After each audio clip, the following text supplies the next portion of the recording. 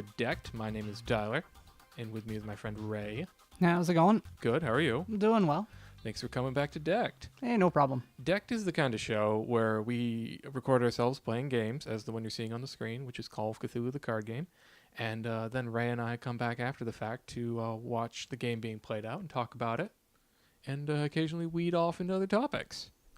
You know, we really need to do something besides Call of Cthulhu one of these times. You know what? I think we're going to switch it up in the very near future. Carnage is coming. We'll be all sorts of games to record then. That's good because I have never... There are obviously episodes of Decked before I started doing this with you that were not Call of Cthulhu. But since I've been doing it, it's been nothing but Call of Cthulhu. Well, you know what? It's my favorite card game, and if I can find people to play it, I want to play it. Decked of Cthulhu is what I almost feel like we should be calling the channel at this point in time. I was trying to brand it so I could do whatever I wanted.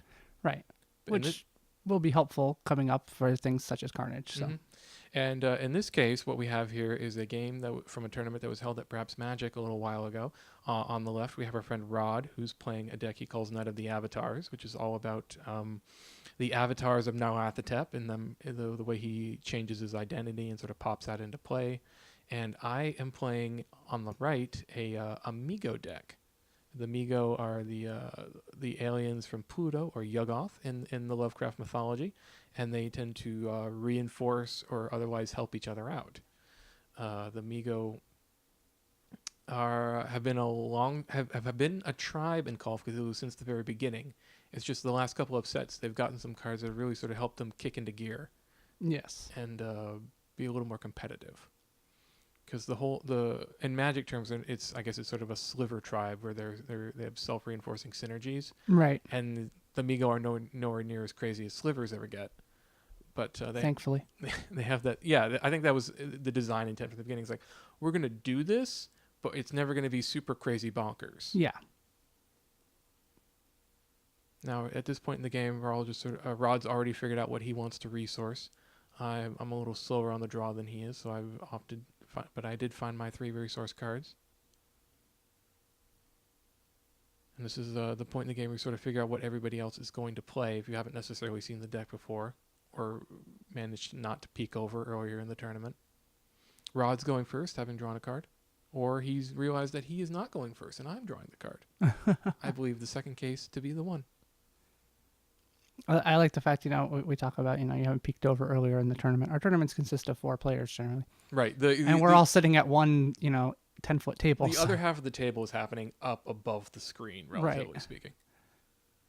It's really hard not to peek over. Yeah. Or when somebody's saying, hey, look what just happened. Exactly. All right, what did you just play? Amigo. Oh, I'm sure it is Amigo. And a festival. Oh, everybody loves the festival. See, I'm playing the festival correctly, waiting until I've already drained a domain. Or I was supposed playing the festival would have drained it anyways. Yes. So I'm going to hazard that I just played Amigo Caretaker or Amigo Surgeon. Probably a Caretaker, which gives all Mi-Go +1 skill.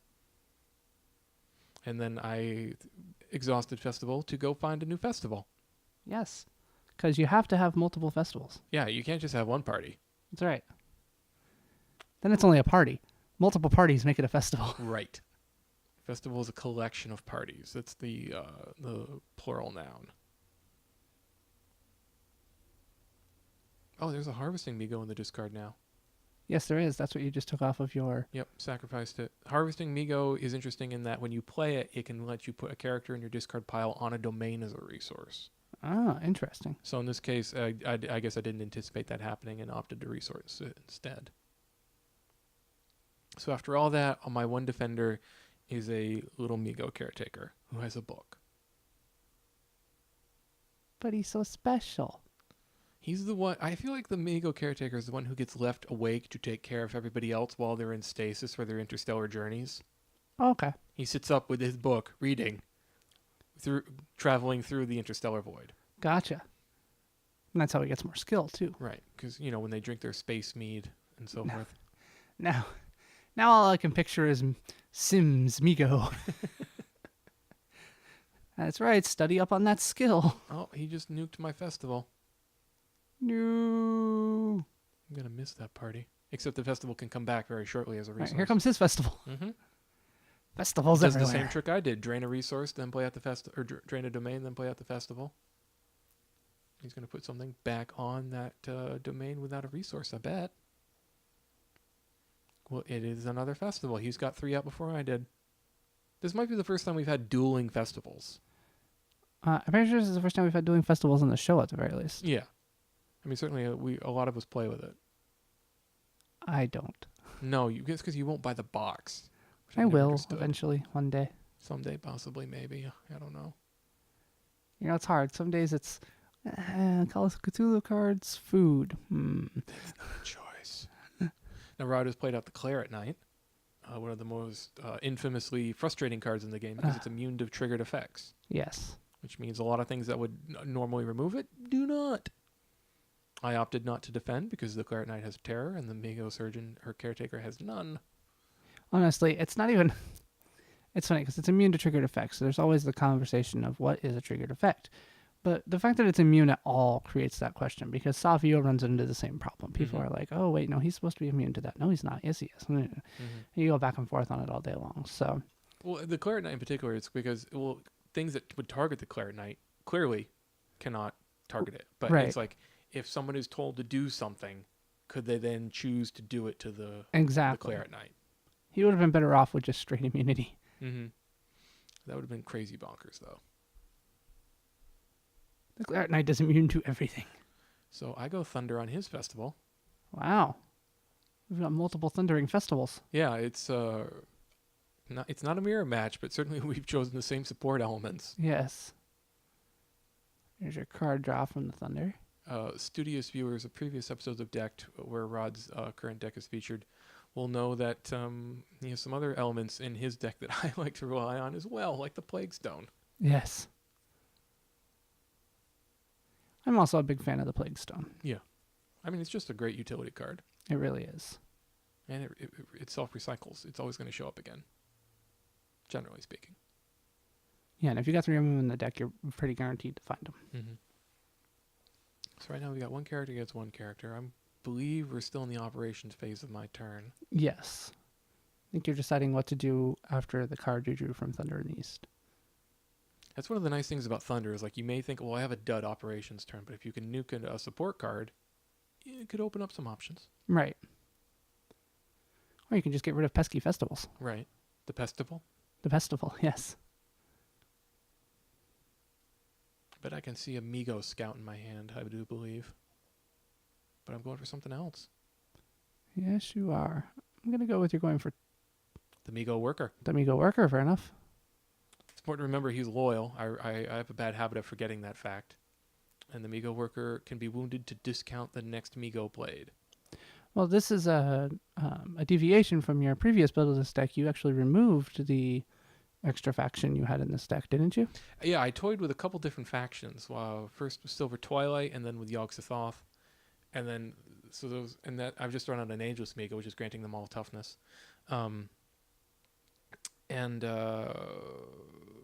was a very Shub-Niggurath heavy dual faction deck. Like it was a splash of 12 or so cards in both Silver Twilight and Yogg-Sothoth. I was trying to add some recycling abilities. Gotcha. And they were all, it was always just out of reach being able to actually utilize them. So I found myself with a lot of dud draws that wound up getting resourced because I'd rather be playing out more Migo or Migo supporting effects from the Shub-Niggurath faction. Right. Like I'd love to play this with B. Ramsdale Brown and some other Silver Twilight support. It's just I didn't have the ratio right, and I wasn't willing to pare back on the Migo like I needed to. Right.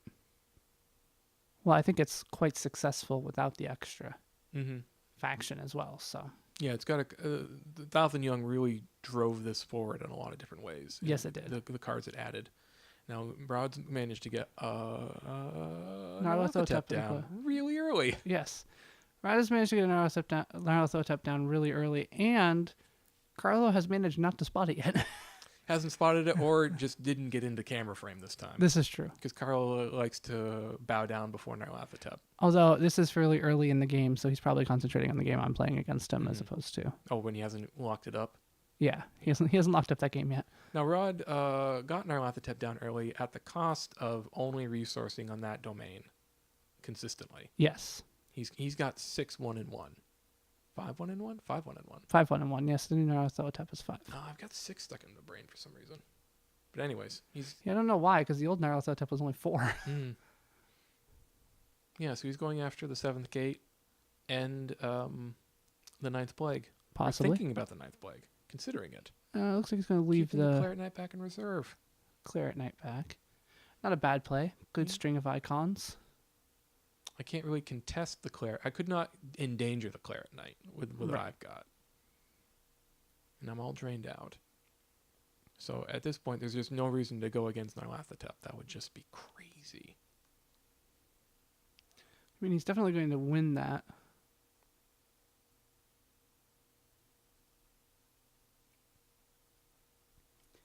And between the bonus toughness and the bonus skill, somebody would have to go to insane. Yeah, there's just no. Yeah. Only the Migo workers got terror. And Right. the other two just have arcane. And there's no icon buffing at the moment. Yeah, so you basically would have been sending over a 3 skilled character with toughness. So you'd have kept him from going insane. Then he would have wounded your character.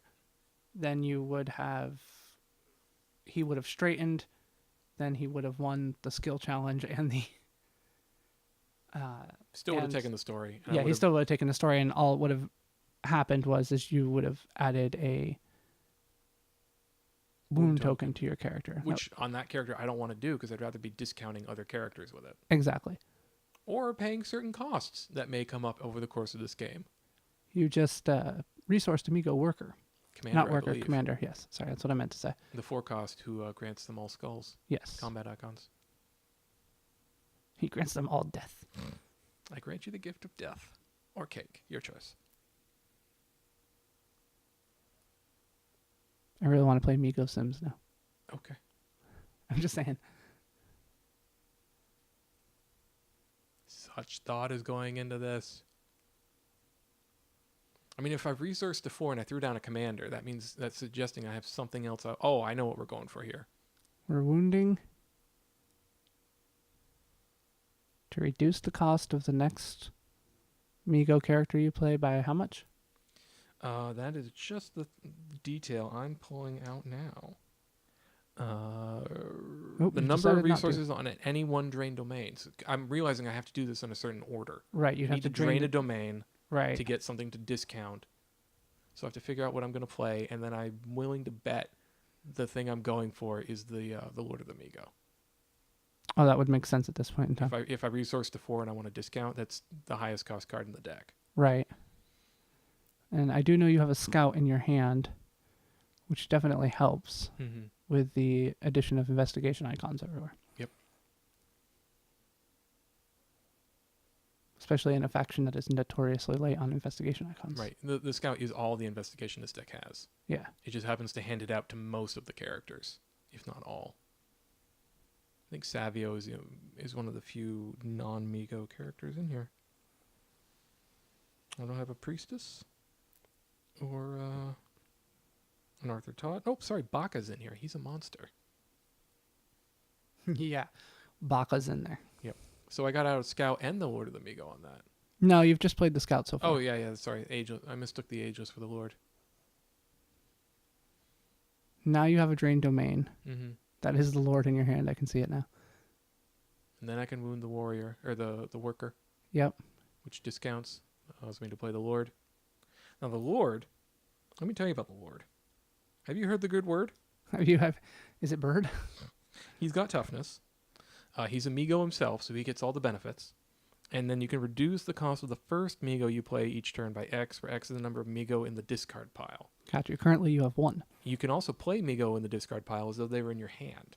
Nice. So the harvesting Migo there can get played out and would not get to trigger its ability because there's no other characters, but...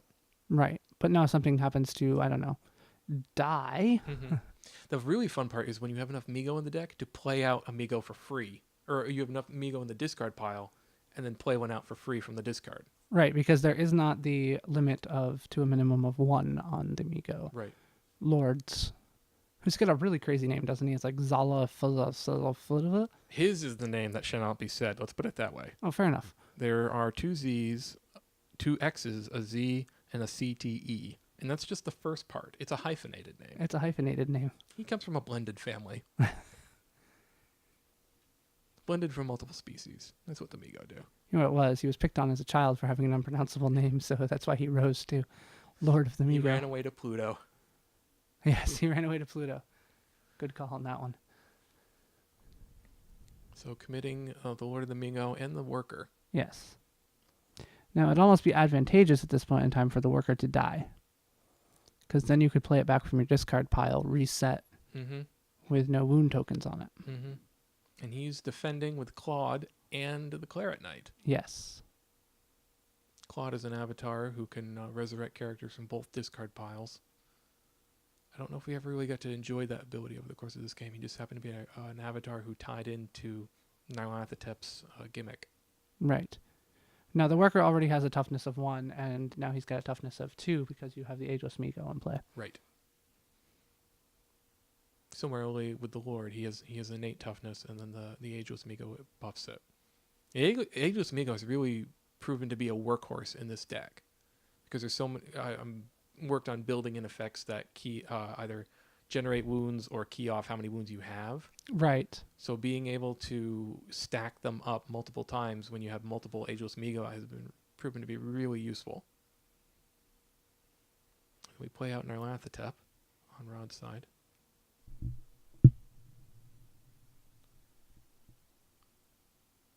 And now I feel like I get to contend a little bit more. It's like making Rod think about what he's going to do.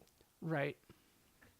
Because with Rod's deck, he's playing out a lot of high-cost characters, and the Migo are fairly lower cost, lower skill, in part because they're expecting to be you're expected to be adding icons to all of them.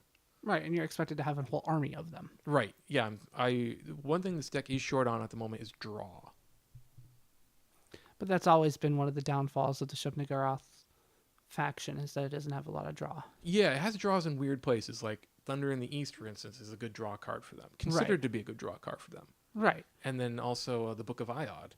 In here, never gets played. Fair enough. It's just not, it never seems to be relevant when I have it in hand. Well, I know when the box set for Shub-Niggurath came out, the Thousand Young, and the Resilient keyword was brought up, that it was one of the things that it was talked about with that was the fact that the Resilient keyword kind of worked against Shub-Niggurath at times because it's poor in card draw. So you weren't cycling into new cards. You just kept putting the Resilient cards back on top of your deck and you were drawing the same thing over and over again. Yep.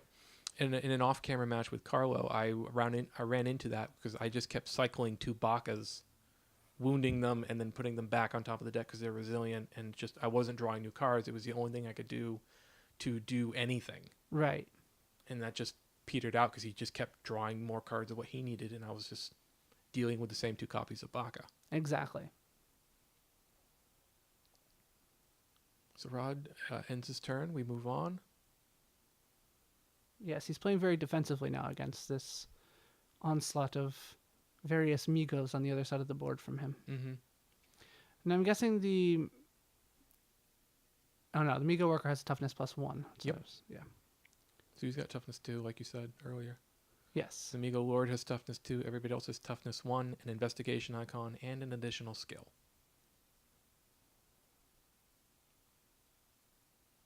Now Rod's got to pay attention to what kind of Migos you have in your discard pile because you can play them if you want to. Mm-hmm. I think I left the Harvesting Migo alone because I really wanted to try to capitalize on its resourcing ability.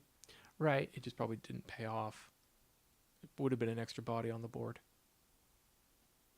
You know what happens when bodies hit the board. Yes. No, I was smarter than that. Look at that. I wanted it in a body. I just love it when Tyler realizes he's smarter than he is. Smarter than the average Tyler. What happened there, I think, is because there was one in the pile, I could discount by 1. Right. And then play out the 1.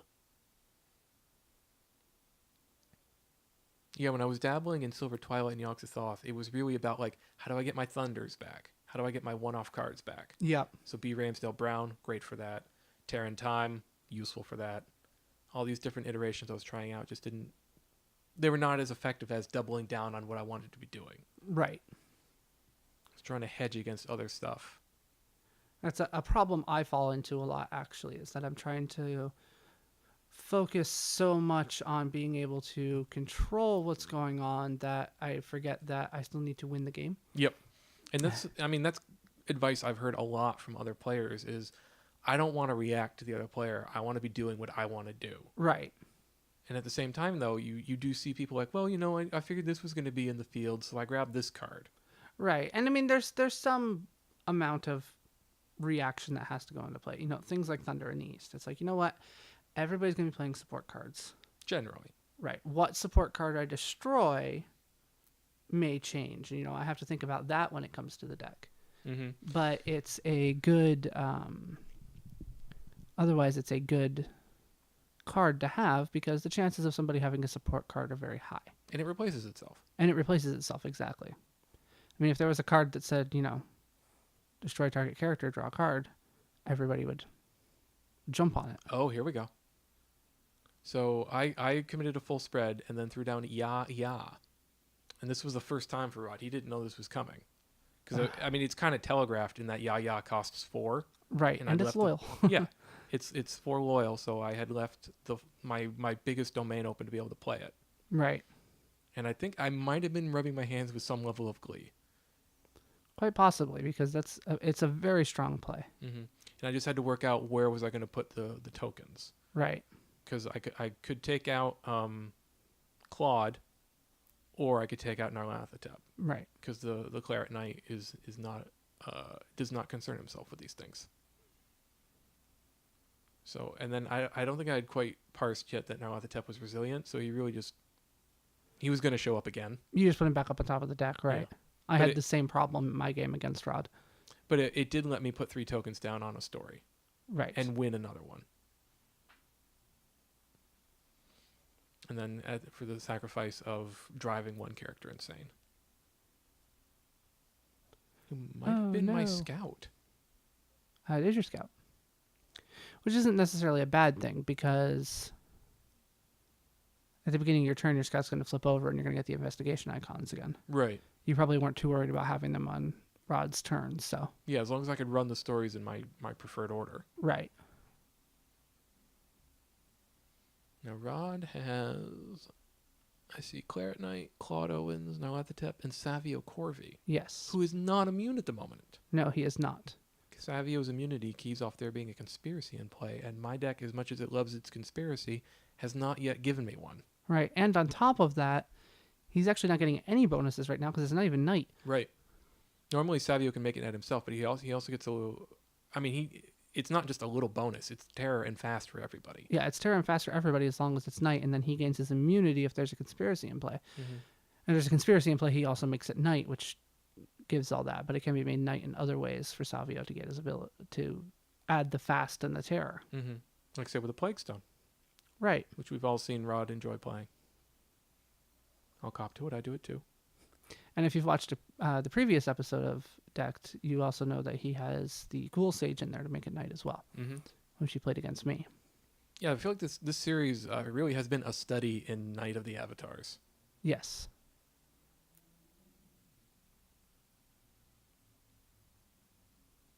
So Rod passes. He's really got an impressive array of characters in terms of just stats.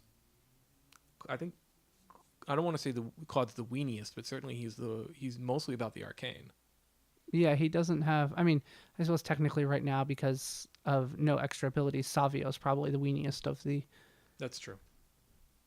And I believe I just resourced Burrowing Beneath. I had come into this tournament expecting a lot to need to be destroying a lot more support cards, so I had extra support destruction here. Probably should have gone Grasping Chthonian instead. Cost 1 more for a character. Now there we have the Mingo Warrior. What does the warrior do again? The Mingo Warrior, Ray, can be exhausted to cancel a wound. Ah, okay. And that will play into how the deck works. But for now, we're just sort of committing characters. And I think this was a moment where I got ahead of myself. I was like, oh, finally, this character has shown up. I can run the world. Oh, wait, no.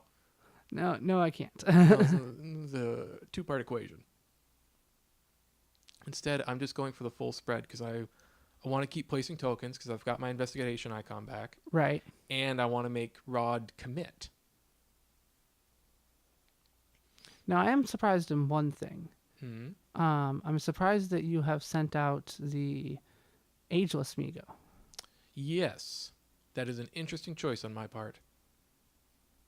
Normally, I keep the ageless ones back because they're supplying toughness. Right. And see, I think I'm fixing this. I think I'm realizing, wait, this isn't quite what I thought. Right. Got a little ahead of myself, but that's all right. Yeah, that makes a little more sense because I know you usually are very protective of the Ageless Migos. Yeah. I think there was an early game where I sort of squeaked by, not, sort of being like, oh, phew, I almost lost that guy. Right. Or I lost multiple Migo because I almost lost the ageless one. Actually, I know for a fact there was a game that came really close to because it was our game. Mm-hmm. I do learn from my mistakes and near mistakes. Really just running through the permutations right now. Yes, you are. I know I get down on some other games for being like calculation heavy, but this is Cthulhu in its own way is calculation heavy. I honestly think it would be impossible to create a card game that at some point in time during the normal play of the game doesn't become somewhat calculation heavy. Right. But maybe, I don't know, maybe it's just the nature of Netrunner in particular that gets me. Well, I think Netrunner is calculation heavy every second is the problem. Whereas this is calculation heavy during the story phase. Right. Which is, for all practical purposes, combat. Mm-hmm. Magic is the same way. It gets very calculation heavy sometimes during combat. When you're starting to try to figure out, okay, if I block this and this and this, how much damage is getting through, and you're doing all this math. The rest of it's just, all right, how much mana do I have? Can I play that? And that's what this game is. It's how many resources do I have? Can I play this card? Can I play this card? Yes, I can play these two cards. Mm-hmm. If I play them in this way. It becomes much more calculation heavy when you enter into combat. Whereas Netrunner feels like, it's like, okay, I've got such a limited amount of things I can do, and there's so much I have to do every turn, that it becomes very calculation heavy just staring at your hand. Not even looking at the board state. Like, your hand becomes calculation heavy. Right. And pre-calculation as well, figuring out how am I going to pay for this? How am I going to pay for that? Right, exactly. And that's what I mean. Like, this game, yeah, there's a little bit of looking at your hand and going, okay, what can I pay for? What am I going to resource? This, that, and the other thing. So that was this commitment we just had was kind of a dud because basically I wounded the Migo Lord for not much else. Didn't get to place any tokens. Yeah, I would say for nothing else. I got a wound on him. You did get a wound on him. If I were going to play Ya again, that'd be great. That would be great. This is true. And as Rod commented during the game, well, once I saw him play that card, I knew to watch the four-cost domain. Right. Which, coincidentally enough, you've drained. Yes. And that's how he knows when he's safe. Right. So he has played the Baron and the Archmage's Attaché. Mm-hmm. So he gets to start checking the top of his deck for cards to play out. Right. Like now. Thunder. However, there are no support cards in play. Yep. There goes my theory of people will have support cards in play. This tournament was pretty support light. It was. I was a little support heavy with my deck. Yeah, but you tend to be. I mean, like in your Haster deck, you go Cavern of Flame, and right? Stuff like that. That's what you were. You were decking against me.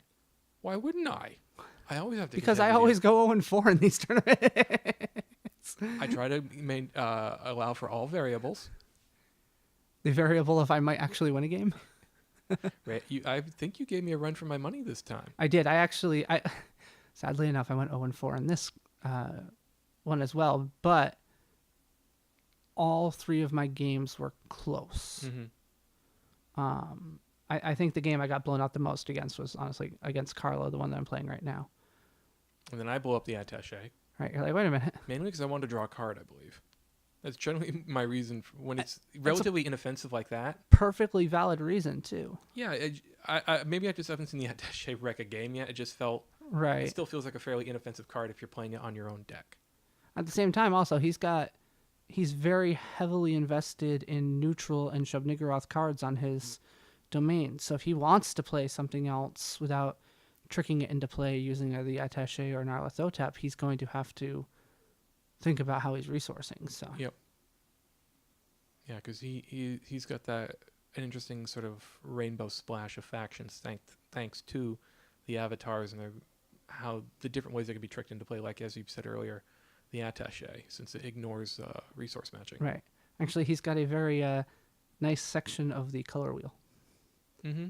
because he's got red, purple, and blue.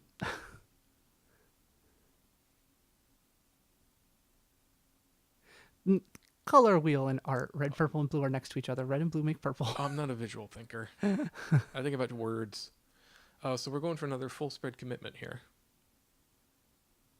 The Harvesting Migo, the Lord, the Migo Scout.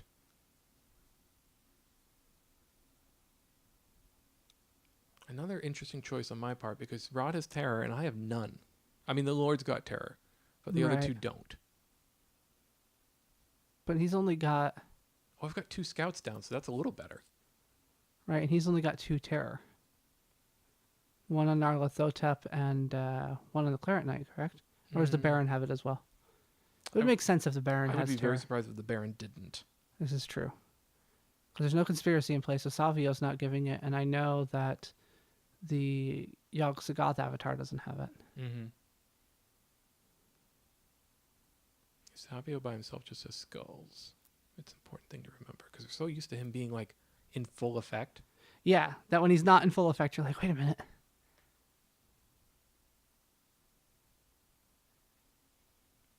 So putting the Baron against the Harvesting Migo. Claret Knight and Savio go against the Scout. Which leaves the last 2 for the Lord or just Nyarlathotep? It looks like just Nyarlathotep is the direction he's headed. Never know with Rod. This is true. And then he'll come up with this elaborate arrangement and then just move it all around again.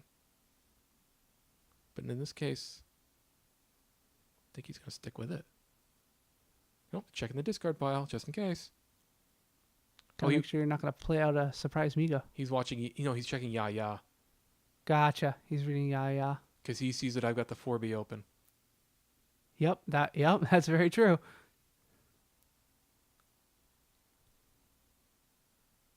And you do have cards in hand. And only 1 wound out. Interestingly enough, you do have the ability to cancel wounds.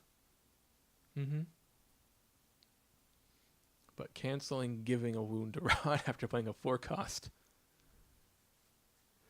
Right. Well, I was thinking... oh, yeah, just in the context of protecting one of those guys. Yeah, but yeah.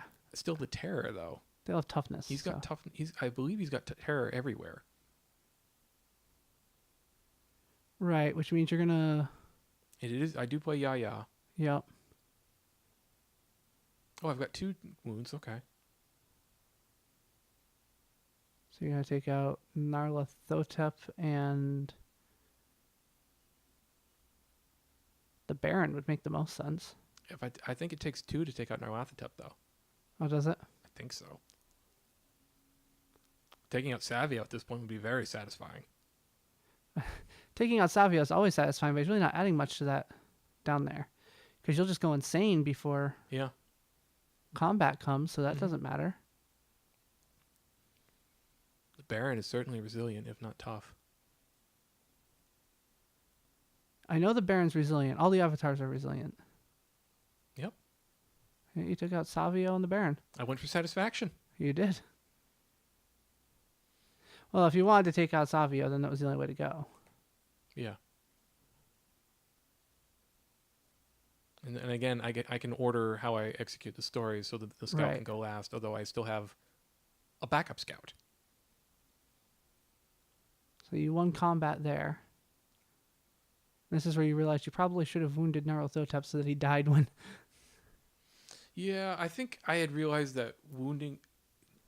I think I'd realized that spending all those wounds to get rid of Nyarlathotep was kind of a losing proposition. Right, but if you'd put one wound on Nyarlathotep, and then when the combat came around, Nyarlathotep would have died from that. It's so. true, yeah. But I got to at least make one story uncontested. Yes. And he's checking Yaya again.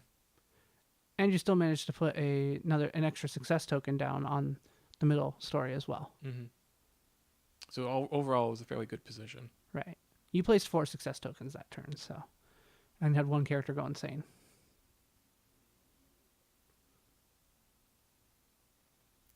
Now he's handing you something to read. I think that's the Baron. Would make sense. He's replaying the Baron. Yep. Because the Baron, when you would win a combat struggle, you may wound a character of your choice. You wound all other characters. I think it's wound a character of your choice. I'm not entirely sure, unfortunately. Yeah. It's something like that. He inverts the combat struggle. Right. I think he chooses how the characters are wounded as opposed to... Yeah, because normally it's the loser's choice. Right. So Rod passes the turn. 1 card. 2 cards.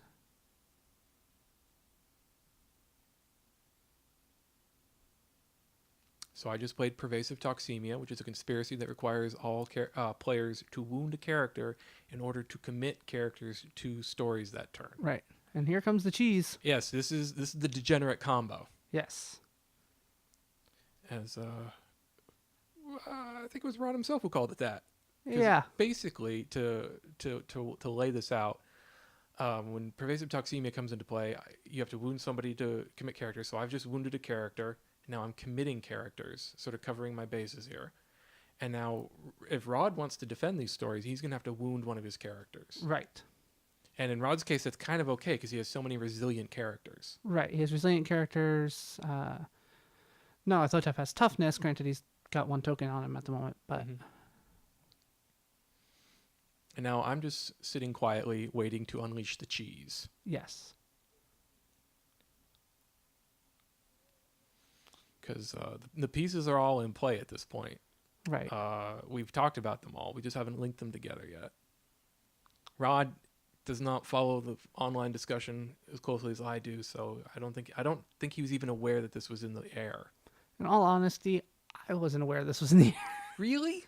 Yeah, I don't have as much time on the forums as you do, so... Do I spend time on the forums, or do I just have all the replies come to my inbox? That's probably it. Carlo certainly knew about it, because I think we talked about it at some point. Yes, but So- Carlo knows everything. Yep, so he wounds Claude, and then after... You're like, oh, not so fast. Yeah, Rod chooses to wound Claude, and I say, I will cancel the wound done to Claude.